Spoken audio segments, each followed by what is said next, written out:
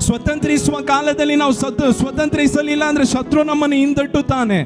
ಪ್ರಾರ್ಥಿಸುವ ಕಾಲದಲ್ಲಿ ನಾವು ಪ್ರಾರ್ಥಿಸಿಲ್ಲ ಅಂದ್ರೆ ಶತ್ರು ನಮ್ಮನ್ನು ಹಿಂದಟ್ಟುತ್ತಾನೆ. ಆರಾಧಿಸುವ ಕಾಲದಲ್ಲಿ ನಾವು ಆರಾಧಿಸಿಲ್ಲ ಅಂದ್ರೆ ಶತ್ರು ನಮ್ಮನ್ನು ಹಿಂದಟ್ಟುತ್ತಾನೆ.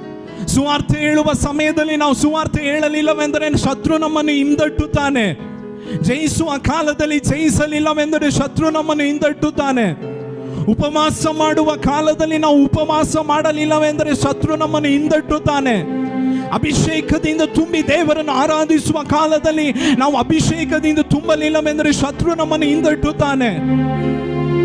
ದೀಕ್ಷಾಸ್ಥಾನ ತೆಗೆದುಕೊಳ್ಳುವ ಕಾಲದಲ್ಲಿ ನಾವು ದೀಕ್ಷಾಸ್ಥಾನ ತೆಗೆದುಕೊಳ್ಳಲಿಲ್ಲವೆಂದರೆ ಶತ್ರು ನಮ್ಮನ್ನು ಹಿಂದಟ್ಟುತ್ತಾನೆ. ಇದು ಸ್ವತಂತ್ರಿಸುವ ಕಾಲ. ಆಮೇಲೆ ಹೇಳ್ತೀರಾ ಎಂಬುದಾಗಿ ಅಂದುಕೊಂಡೆ. ಇದು ಸ್ವತಂತ್ರಿಸುವ ಕಾಲ. ಒಂದು ನಿಮಿಷ ಎಲ್ಲರೂ ಕಣ್ಣುಗಳನ್ನು ಮುಚ್ಚಿ ಪ್ರಾರ್ಥನೆ ಮಾಡ್ರಿ. ಅಪ್ಪ, ನಾವು ಸ್ವತಂತ್ರಿಸುವ ಬಲವನ್ನು ನಮಗೆ